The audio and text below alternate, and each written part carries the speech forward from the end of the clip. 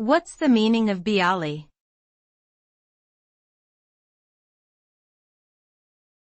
Bialy.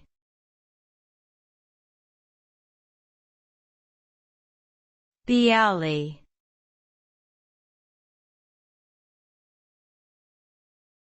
Bialy.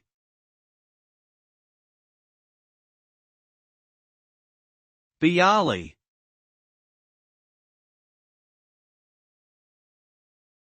Bialy is a type of bread that originated from Polish Jewish cuisine. It is similar to a bagel in appearance, but with a flatter shape and a depression instead of a hole. The word bialy comes from the Polish word for white, which refers to the bread's pale color.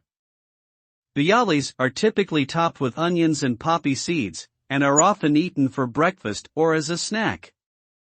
They are sometimes served with cream cheese or smoked fish.